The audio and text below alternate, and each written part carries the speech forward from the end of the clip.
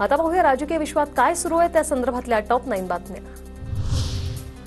मुख्यमंत्री पदाची आत्ताच मांडणी करायची आवश्यकता नाही, शरद पवारांचं विधान। तर मुख्यमंत्री कोण होणार हे जनता ठरवणार, संजय राऊतांची प्रतिक्रिया। सीएम पदाचा चेहरा जाहीर करण्याची प्रथा महाराष्ट्रात नाही, नवी प्रथा पाडायची की नाही हे सर्वांनी बसवून ठरवलं पाहिजे। सीएम पदाच्या चेहऱ्यावर पवार ठाकरेंनी त्यांची मतं व्यक्त केली, जयंत पाटलांची प्रतिक्रिया। ठाकरेंवर दिल्लीच्या गल्लोगल्ली जाण्याची वेळ आली आहे, मला सीएम करा सांगत ठाकरेंना गल्लोगल्ली फिरावं लागतंय। मुख्यमंत्री शिंदेंची उद्धव ठाकरेंवर जोरदार टीका।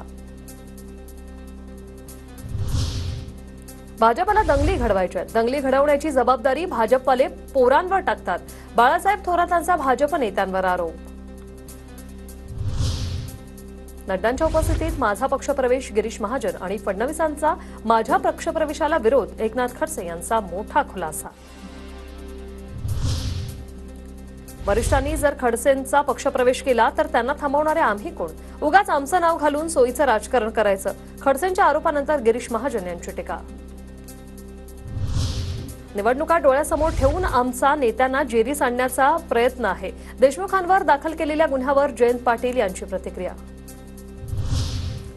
नारायण राणे, निलेश राणे, नितेश राणे हैवान, शिवरायांचा पुतळा भ्रष्टाचारामुळे कोसळला, विनायक राऊतांची टीका।